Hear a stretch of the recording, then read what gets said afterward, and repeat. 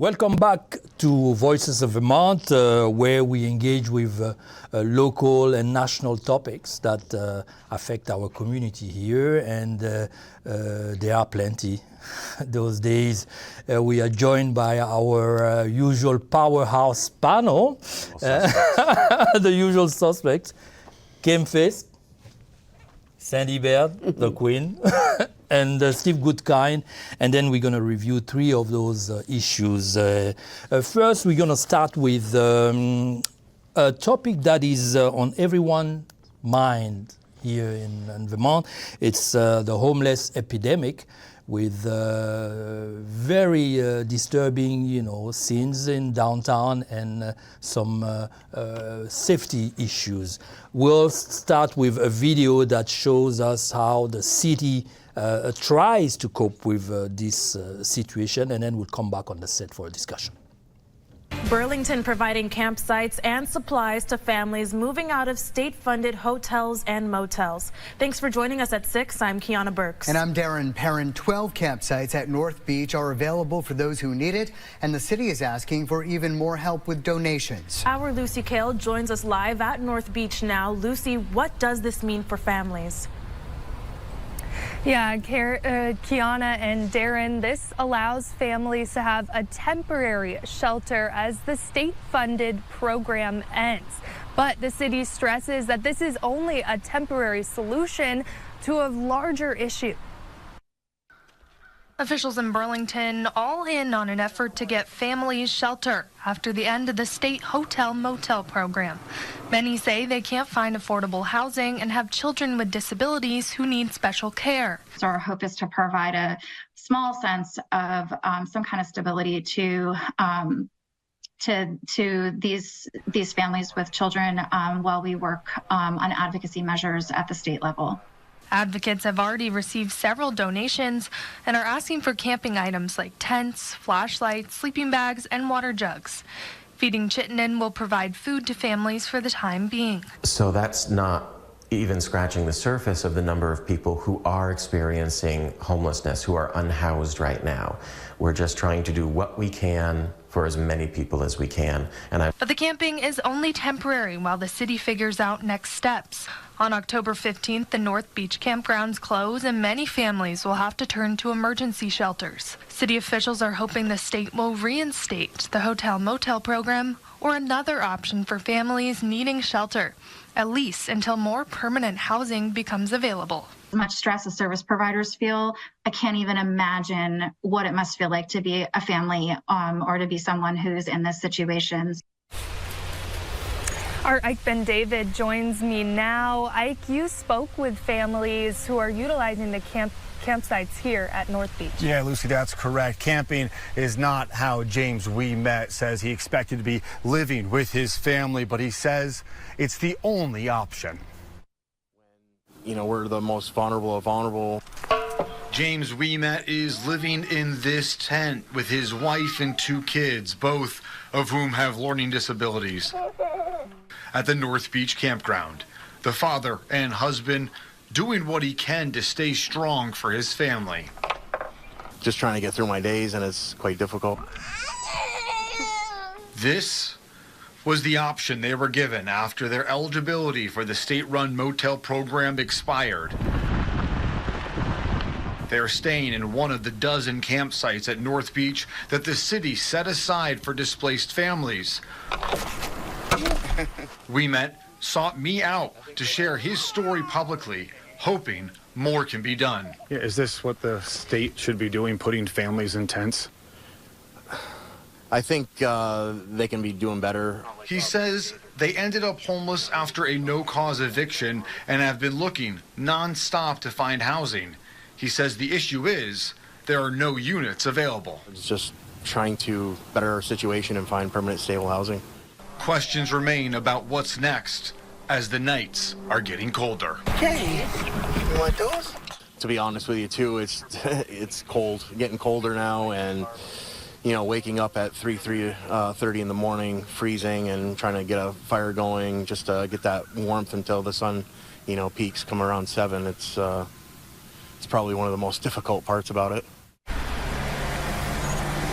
Even though there is very limited camping here at North Beach, we do know there are dozens of people camping all around the city in public spaces, some also waiting for their opportunity for permanent housing. But some I talked to today said that's where they plan to stay the winter, in the woods. Reporting live in Burlington, Ike Ben David, Channel 3 News. Ike, Lucy. Steve Goodkind, you've been Director of Public Works, you're a civil leader in this community. As someone deeply involved in this community, what is your take on this one? Well, this has been done before, and I think done also in a poor way, but maybe there's something to be learned from what we did before. This time the people are in the campsites, and you heard on the clip there, only till the 15th of October, unless some policy changes. But camping in a tent beyond that, it's going to be pretty rough. Even today, you can imagine what it's like out there in the rain. So I think the idea of using part of the campground, not a bad idea. The previous mayor did something where they used the whole campground. They shut the whole thing down. It was shut all summer. That was also ridiculous. But what they did do was somehow they got, I don't know if there were donations or how it was done, but they've got some camping trailers, and they brought those in, and people stayed in those. And there you could stay longer. There is a bathroom at North Beach that I think could run all year long.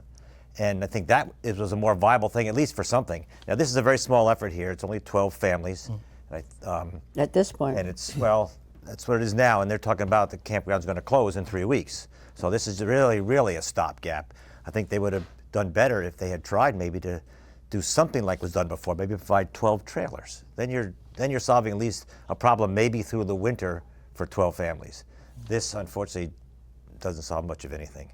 And on a day like today, I don't even think they wish they were there. It's pouring rain out, it's cold, you're not lighting a fire. So, tough issue. It's something, but even as one of the people on the clip said, it's such a little thing. And I'm not sure why they didn't try at least to do what was done before, maybe on a smaller scale. 12 trailers that could at least go through the winter, and then you'd have that, at least that part of the problem is solved, at least for now, until something else happens. Yeah, but it seems that, it's a problem that is like the homelessness is reaching a state where it becomes an epidemic. Was it like this years ago? I mean, It probably never was like this, but maybe we thought it was. I remember we talked earlier about a fellow named Denny Morrisseau. This has got to be, what, 20 or 30 years ago when this happened? Denny Morrisseau is the owner of Lunig's, and he had a whole campaign called Westward Ho, where he wanted to give the homeless, whomever they were that were hanging out on Church Street right near Lunig's, a one-way ticket west. You weren't here then. No, I remember that. But there was something going on then, and maybe the problem wasn't as big, but people were very much concerned about it. And so it's been around a while, but it seems like it has gotten worse. And when they say that Vermont now has the second highest per capita rate of homelessness in the country, how could that be, Cindy? Something's different. I don't think we were that way 20 years ago. I just mean in terms of temperature.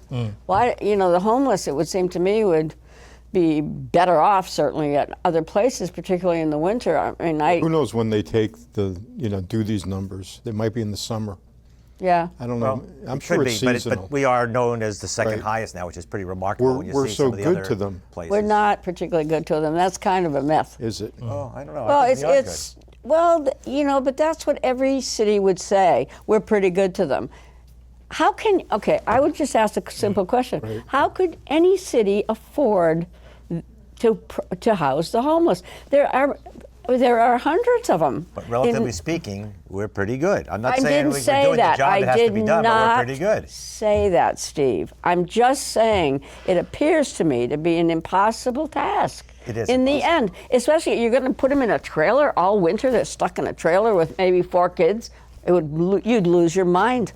Well, wouldn't you? You'd lose your mind if you were in a tent instead. I know, or worse than that, you'd lose your mind if you're sitting on the Congregational church steps. So it's what I'm saying is that it's unbelievably impossible to solve, isn't it? You'd have to.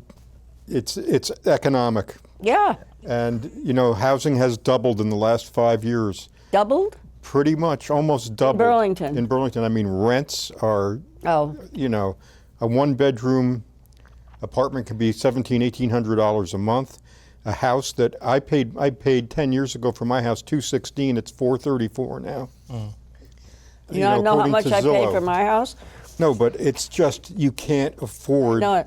It's out of control, and we're spending all this money. Not like we're not spending money. Mm-hmm. You know, $3.5 trillion on 2 wars, and now we're spending more on wars. If they divide $3.5 trillion by 325 million, the population, and just write everyone a check.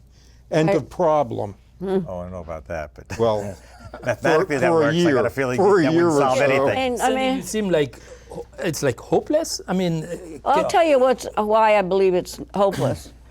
What he said, the United States is interested more in bombing other countries and killing people in other countries than it is in protecting our own citizens. That's one thing. But that has always been the case, like you said. Right. Always been the case. More interested in feeding the military-industrial complex than any other entity on Earth. I don't understand that. I don't get it, why the government of the United States is really so irresponsible for our own citizens. It's not in our interest to do these wars.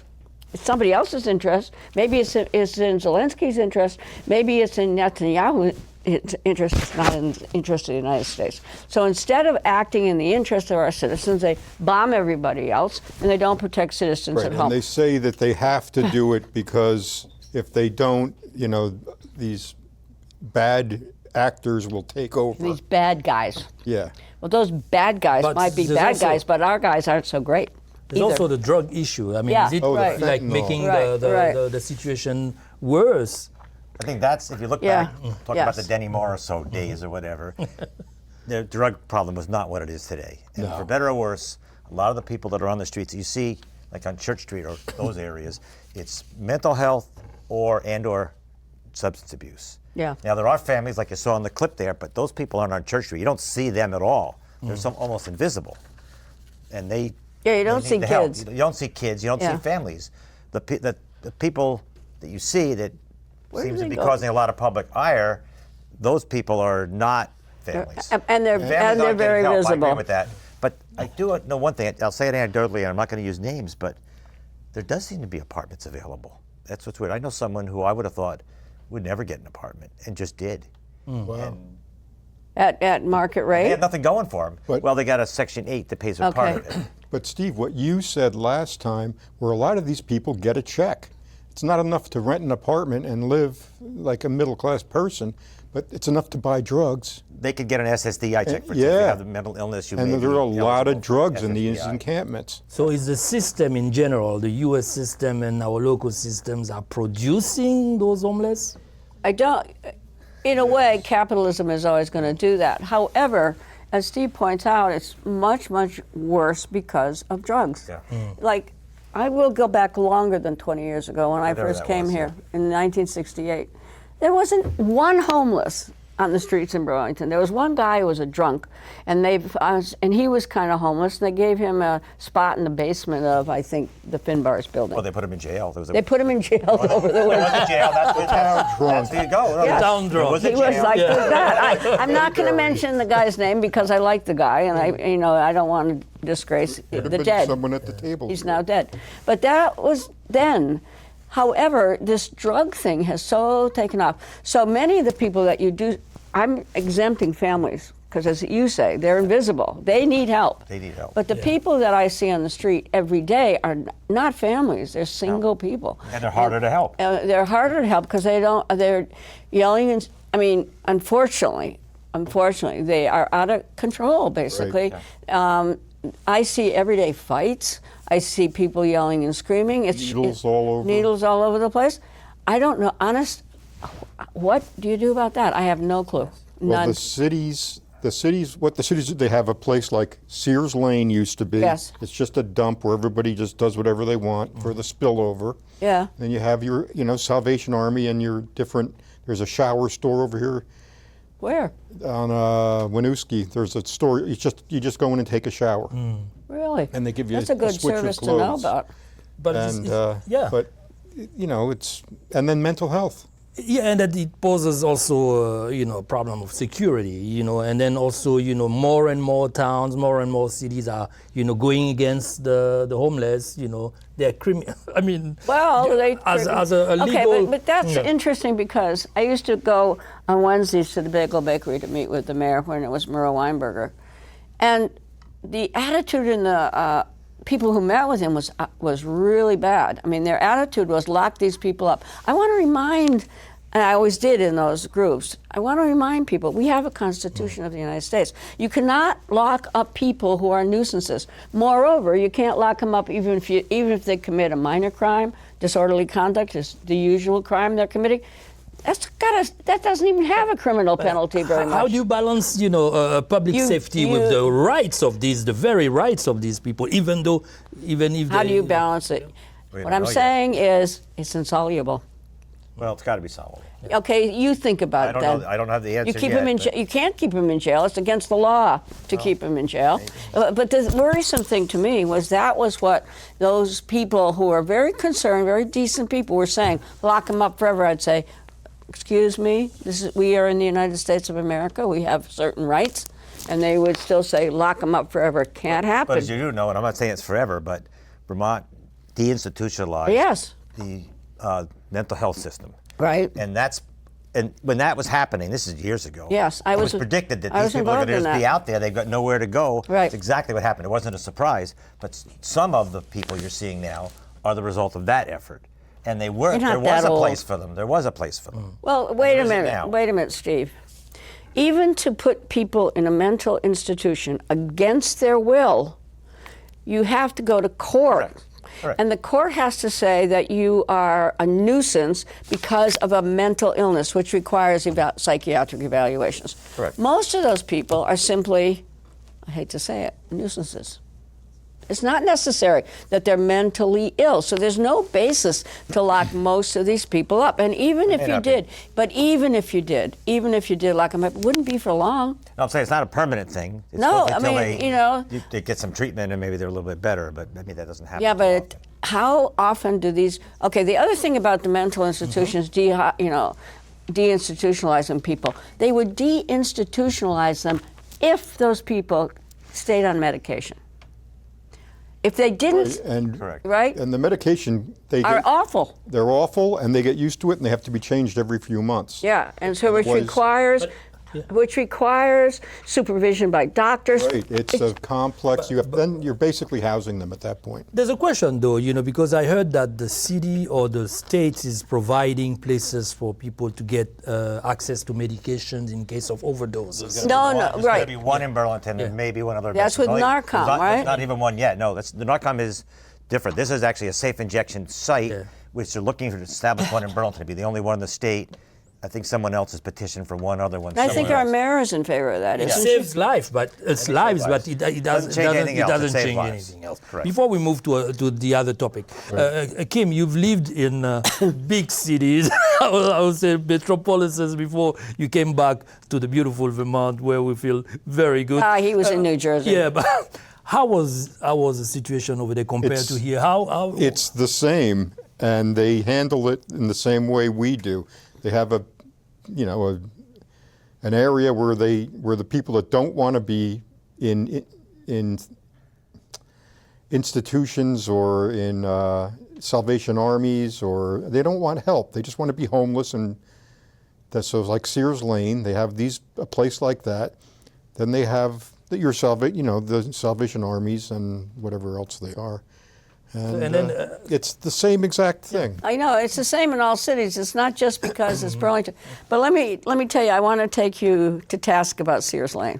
Okay. Sears Lane was an interesting community. Right. It wasn't an out of control community. No, it had a church. Right. It had a chapel. It had 3-story tents. I used to go feats of engineering wonder. Yeah, okay.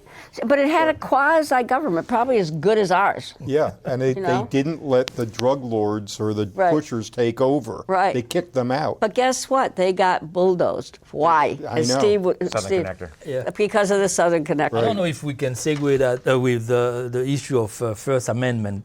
But here, homeless Well- people have the right to decide to live wherever they want? No, Well, they not don't. anywhere. No, not anywhere. Not anywhere. No. But In fact, one thing to note, though, again, when you think of homeless, I don't know, I got a feeling there's actually more of the family types. yes, out that there. don't we see should be them. worried we don't about. yet. Yeah. Yes. They don't And the cause truth is, trouble. If we did have some housing for them, they would be okay. Like the people Yeah. we saw right there, if you could give them an apartment, they'd be okay. And they could pay the rent if it was Well, reasonable. Maybe they could pay the rent, but at If least it they was wouldn't destroy reasonable. it. But then there's another element, the ones that are more visible, that I don't think you could give them an apartment and they would No, they they'd could trash deal with it. it. They would I know trash it. it I and make know it miserable for everybody. know it. So Right. there's two problems. Two And there problems, is the yes. family problem, which might be solvable if we built more units or got more Section 8s. I have a feeling these people didn't have a Section 8 certificate, which makes it very, Yeah, but very Section- unaffordable. right. But if they did have that or that program was expanded, I think there are units out there where certainly, if you look around Chittenden County, there's a lot of stuff being built. And, but it's all unaffordable. families, even if it's tight for the family, might get in. That could take care of one problem. But the sad part is, if every one of these families that's losing their motel room now got a place, it wouldn't change the situation in downtown Burlington one iota. Right. Those aren't the same people No. that are in the motels. These people aren't in anything. Right. And they're the ones that are making it miserable for everybody, and that's a problem. It may not be solvable, but that's the group. I don't that think it's no solvable. one's got an Honestly, answer I for. can't think of a solution. I can't.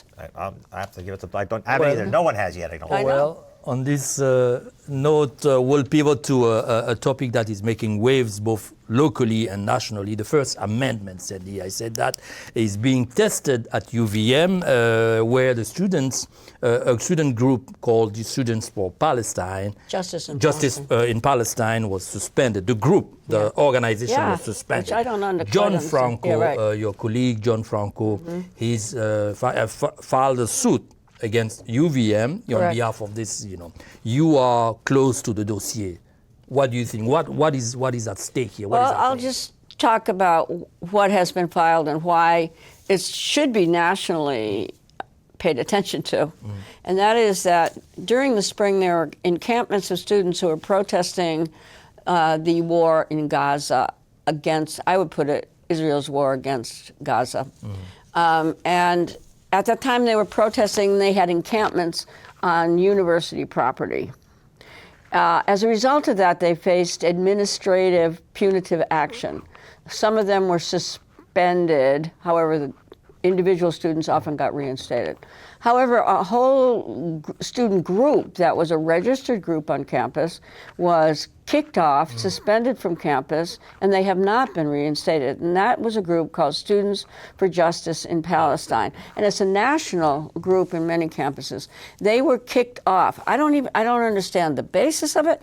However, what John Franco, and he is a colleague of all of ours, took on was the First Amendment rights of those students to free speech, to protest peacefully, and so Freedom of association is freedom of association on the part of the individuals. And he has sued them in the federal court. And that's what we had a presentation about that the other night. And he is arguing that our Constitution is being violated. So do I. I think it is too. And so he's saying that the rights, but it's complicated because it's an organization. So as you say, it's an organization that students join, individuals join. So they have been prevented, those individuals, from joining that organization legitimately, and that organization has been prevented from speaking about their opposition to this war in Gaza. And that's what's happened. So Franco is arguing that our Constitution is being violated, and he has brought them to court, and he's requesting what's called a temporary injunction to allow them to come back to campus. It hasn't been heard, though. It seems that it's a national trend. Well, Yes, I think it's other a very universities big, yeah. face the same thing, and I guess I've heard it through the news. And in some cases, students were suspended and maybe not reinstated this year. The one thing that didn't happen here, is no one has actually been suspended and then not able to attend the school this semester. I don't know if that doesn't change anything maybe on the First Amendment issues, but at least we're not dealing with students who were, for whatever reasons, told you can't come back. That didn't happen here. Not yet. I mean, I they think it's did. happened at other places, though. Yeah, oh yeah, they were. Okay, so if you had watched Democracy Now! The other night, Amy Goodman went through a litany of all the other campuses in which students are suspended, groups have been suspended, not reinstated, but also professors have been fired about this issue. The curricula of various classes have been controlled so that professors can't talk about Israel and Palestine unless they're, I guess, pro-Israel would be okay. I haven't heard anybody kicked off any campus about that. But this is a national trend that's very, very worrisome. To me, violations of the Constitution are the key issue of the campaign. And I don't know where either Donald Trump or Harris is at. They don't seem to have any feeling for the constitutional rights of our citizens. Once again, somehow the American citizens are not being protected either by the candidates or by our administration. But Sandy or Kim or Steve Goodkind, some people say that you might have freedom of speech, but we also, as much as we are observing an attack on freedom of speech, there is also an exaggeration of people's freedom to say anything, but and that's that could bring trouble. Hey, how do you balance that? You don't. You don't balance it. It's rather absolute. In the United States Constitution, it doesn't say you have to have balance. It doesn't say that you can't spread misinformation. You know what you should do about misinformation? Offer your own information. But when you can't do that, if you you don't have can't do that. We're doing it. We're doing it. There does seem to be some limits. We always use the example. No. You can't yell fire in a theater. Right, exactly. That's it. Probably can't. Is hate speech allowed? Yes. But there's many laws against hate speech. No, there aren't. And guess what? Prosecuted because of hate speech. Guess what? If the city passes a law against hate speech, you sue the city, and you argue in a court that hate speech is allowed. And guess what? You'd win. I'll give you the perfect example. Hate speech cases that have been won? Haven't schools prohibited hate speech and been upheld? No, not that I know of. What's hate speech? Are you good? Okay, listen, Steve. That's a problem. Listen, Steve. Who would define hate speech? The government? You'd allow that? I'm not sure, but there is. There are hate speech laws. I asked you. I don't know. I don't know how they do it. I don't know much about them. Okay, when you have hate, first of all, it is absolutely allowed. I have a right to call you any name I want. Probably. What I don't have the right to do is threaten you. Okay, so there's laws about speech. I said there's because threatening people to beat them up, blah blah, is a crime. That's not hate speech. But it's a crime. But it's speech. Not it's hate. Speech. It's not hate speech. It's threatening you. Whatever they call it. All I'm saying is just like the fire in the theater. No. There are limits on. There are apparently limits on free speech. It is not like fire in the theater. But anyway, go ahead. But can someone say anything? Yes. I mean. Yes. Even. Thank God. I can even insult you. Yeah, okay, but I won't retaliate. But you can insult me back, which I suppose you have. When you don't have you don't have the means. For example, if someone used the mass media, he has more money, he has more access to the media. So you can say anything you want. Yes, you can. How am I going to make my voice heard?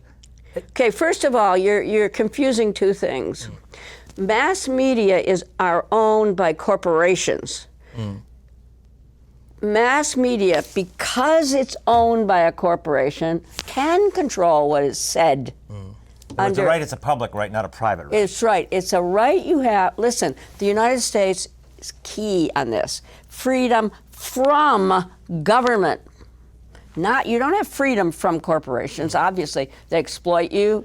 They screw you up all the time. That's their right, but it's not the government's right. And it's interesting because when listening to Franco, he said that UVM is a public Yes, that's why they can't do it. So they can't do it. So if it was a private university, would it tackle the situation differently? I mean, they can. You can't tackle it private. He said he couldn't. He's mentioned like Dartmouth is private. He said they can do it. They can do it. Look, I'm trying to make this all the time. It's a public right. The United States is founded in the 18th century from freedom from the tyranny of the English government. There are very few other countries which allow you freedom from government. Most people love the government, love it regulating their lives. Not here.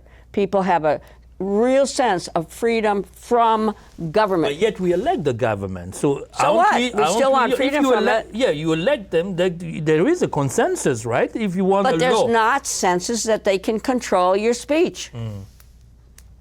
Not that I know of. Do you think that the government could? But you're right though. It's a public right. For instance, Yes. I can't go into your house Right. and threaten you. You can say, "Get out of here," and stop saying that, and that could be enforced. But if you did it in the public square, maybe no one could do anything about it, as obnoxious as it might be. No. If he's threatening you, it's a crime. Well, then there's limits on free speech then. Yeah. So what's next? What happened? I mean, with that case, will it be a landmark, Yes. a precedent? Yes, Is it might the be. first? That's why it is so important, and it's not to protect. The other thing that's people will say that this is to protect the Palestinians. No, it isn't. It is nonpartisan. Yeah. It is to protect American people to say what they want. Is an interesting article which shows that most of Americans don't even know that they have those. No, they don't. That's why we need to teach about it. Every day of the week we need to teach about There was it. a story yesterday on NPR where they talked about the First Amendment. And they asked people if they supported it, like 96% or whatever. Then when they got specific, people didn't know what it stood for, but they stood for it. Now, if you gave them examples, they often would say, yes, we support that. But if you just say First Amendment, for instance, we're all for it, and no one knows what it is, or most don't know what it is. I'll tell you, it's more expanded, too, than free speech.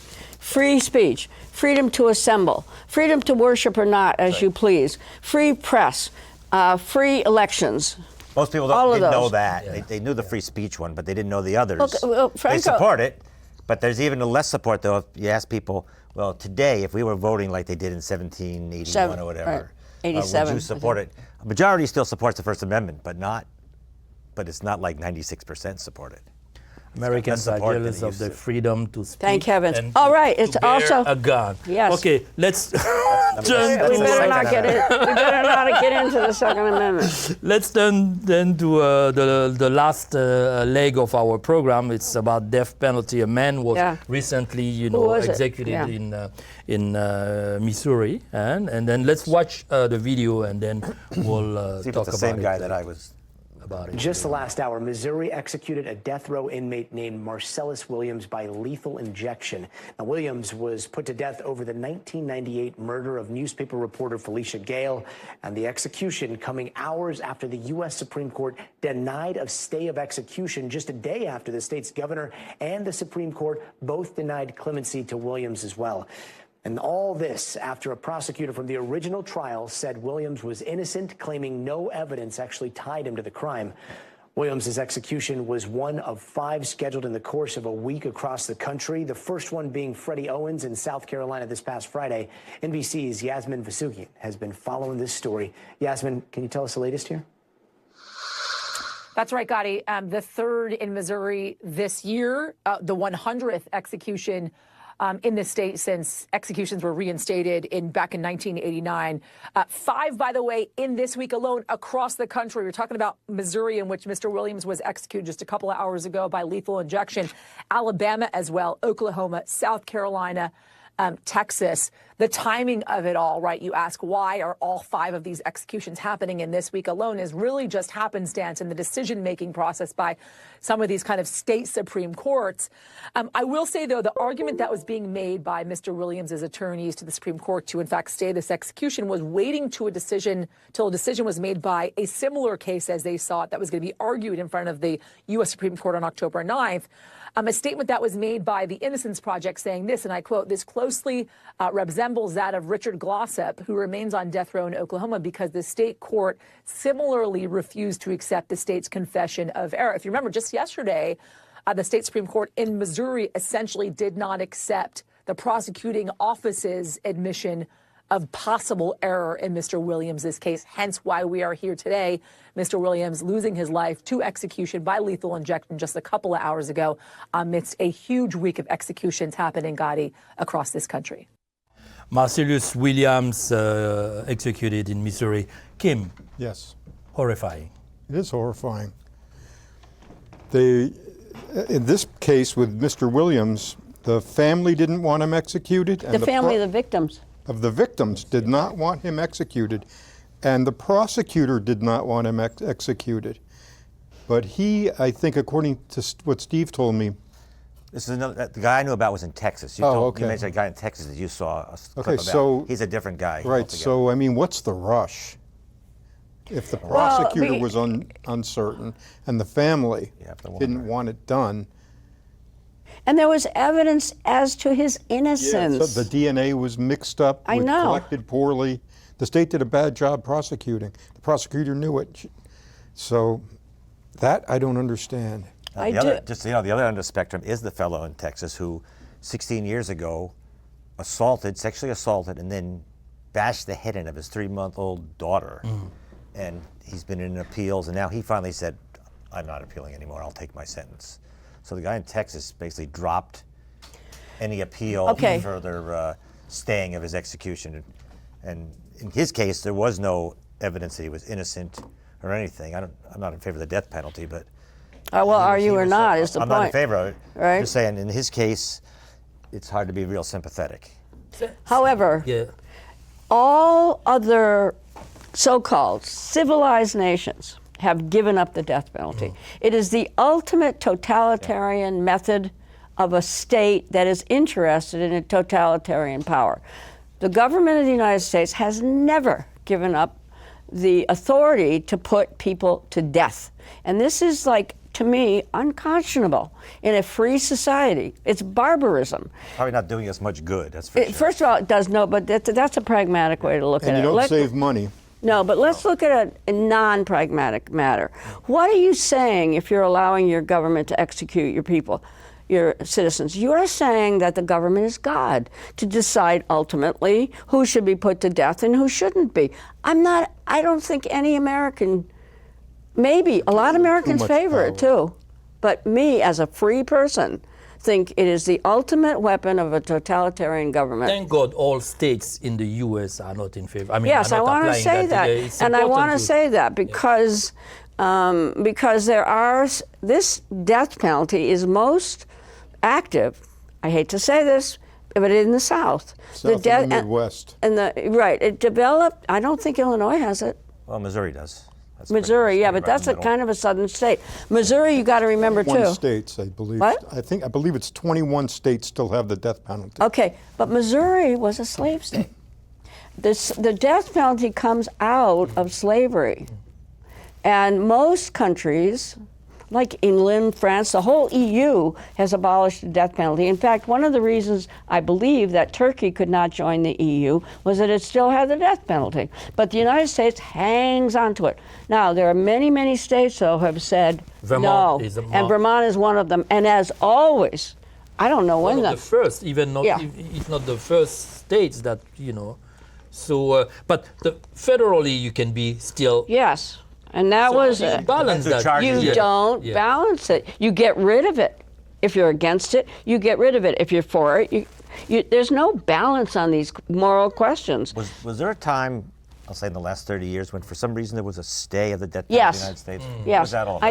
I think Eric has a history of it, but there was a time, I think in the 70s perhaps, when the death penalty federally was put in abeyance. Yeah. And the reason was that it was proven enough to somebody or other that the death penalty is racist, which it is. There's more black people, you could see it in that, that are executed than white for the same crimes. And so it was decided, the statistics showed that racism, and so temporarily it was put in abeyance. It was reinstituted maybe even after the civil rights movement, when black people sort of, according to the government, became equal to white people. It's never been true. More recent than that, I think. No, I don't think so. Missouri went back to it in the 80s, like 86 or something. And then the way of, killing people, because execution is a nice name for, what is it? I'd rather be very firing squad. Right. Problematic. So, cute little New Hampshire next to us has the death penalty. Cute little New Hampshire. It does. And hanging. They can hang you in New Hampshire. How about firing squads? Oh my God. I didn't look that up, but some states still have that, I think. Yeah, I know a couple do. Yeah. But should the United States, which is based so-called on human rights, on civil liberties, on, you know, a limited government, this makes the government unlimited. I if you agree think with you about it. 100%. I mean, it makes the government, it The way puts them you in the put it- position of God. Yeah. But I do think a lot of people favor it. I'm not in favor of Of it. course they are. I was about to ask you that. Of course they do. It's not a matter of making the government God. No, I know it. It's just from the because. Bible that says an eye for an eye, and I think revenge. that's what it comes from. No, it comes. Yes, Eye it for an comes. eye. You killed someone, you will be killed. Okay. And I'm not saying I agree with that, but that's I think where a lot of this comes from. It's not people making the government God. They're telling the government do it. Right. Government's not God. They're forcing the government to do it.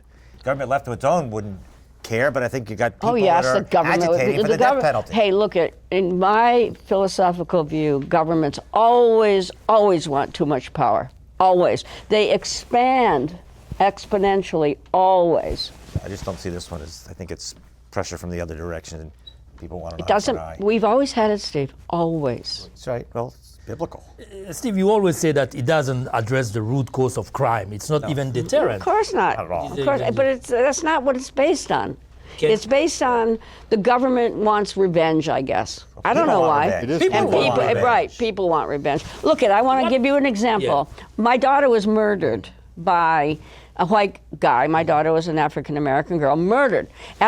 Do you think I was going to the court and asking for the death penalty? No. No, but there are people that... And I was approached by the father of that man in court. The father, his name was Mark King. And the father said to me, I'm sorry. And I said to him, I'm sorry too. You lost a son too. And he did. He lost a son for 30 years. Yeah. And that's what, I mean, I think it's the most barbaric, honestly, part of our government. That the government has the right to kill people and also to send young men to kill people and to die in war. Why? Why have we given the government that much power? On the technicality, Sandy, for example, if all states of the United States were to abandon that practice, Yes. is it still federal? I mean, how? The federal courts, the federal law is different. Right. And it's, okay, but the death penalty was tested here in Vermont in the following way, in the Donald Fell case.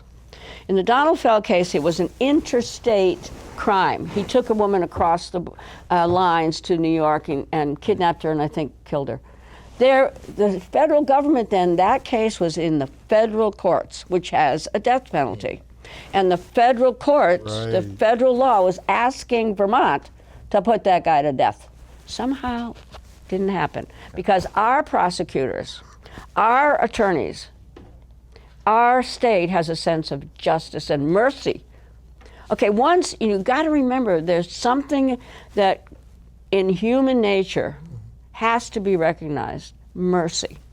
The government should always show mercy. Always. And it didn't, boy, in this case. It did not. No, I think I don't know what's going on here. It's hard to imagine, like you say, what was the rush if there was still some doubt?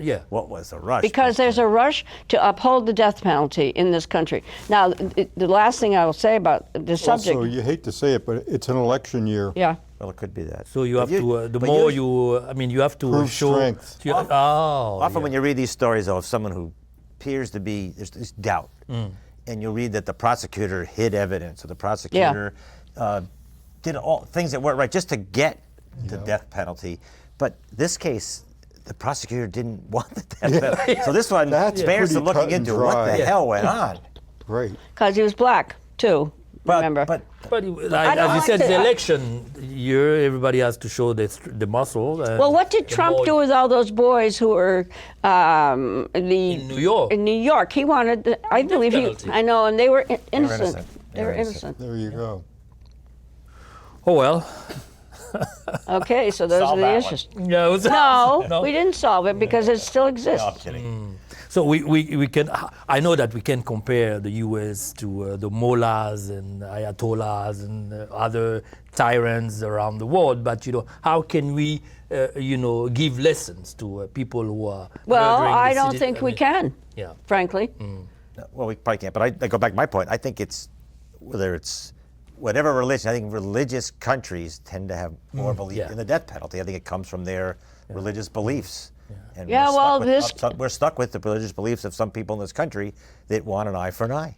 If you live a certain way, you teach by example. Hopefully, if they see your lifestyle is successful, you can live without murdering people, maybe they'll try to turn around a little. But you also have to understand that the government of the United States right now is basically committing or allowing other nations with our money to commit murder all over the world. I don't understand And I don't understand that either. I know there's a huge Zionist lobby in the Congress, but I don't understand what's going on in the Middle East.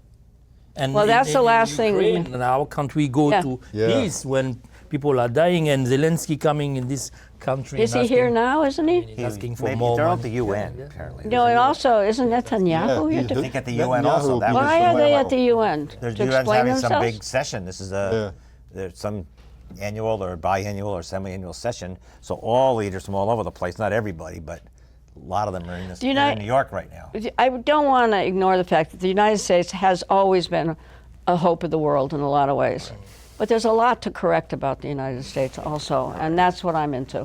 All right. Making us a better country. So goes the word, free speech in danger, homelessness that is becoming, very, very like at the level of an epidemic, and death penalty that is still there. Will it be gone anytime soon? No. No. Looks like it's gonna. All right. So It's gone in Vermont, thank heavens. Thank you. And in many of the northern states. Is it all northern states? I think so. Yeah. Most of them, yeah. I think which one it would still be in. No, the northern. Except, Oh, you except you New Hampshire, where you can hang. In New York, it's de facto though. You can hang someone. But New Hampshire, you just said, has it still, right? Yeah, that's what I read this morning. Live free or die, right? There you go. There you go. We'll leave everything They'll help hanging with the dying there. part. We'll leave everything hanging there and then say goodbye. Goodbye to our listeners. It's always a pleasure to join you guys. Sandy, the Queen. Steve Goodkind. The Prince. and Kim. The Prince. Bye-bye. See you next time. And, it's a collective of citizen journalists, something that people are talking more and more about, citizen because we tell the truth. So come join us. If you have an idea, you have a story, we're here. You can come and tell your story. Of course, we'll help you we'll guide you throughout, the way, you have to do it to respect editorial, journalistic rules. Because we need some rules to journalism. Journalism is not totally free speech. And okay, big shot. Who sets the rules? Who sets the rules? Government. Yeah, right. Yeah. Bye-bye. Thank you. See you next time. We're not subject to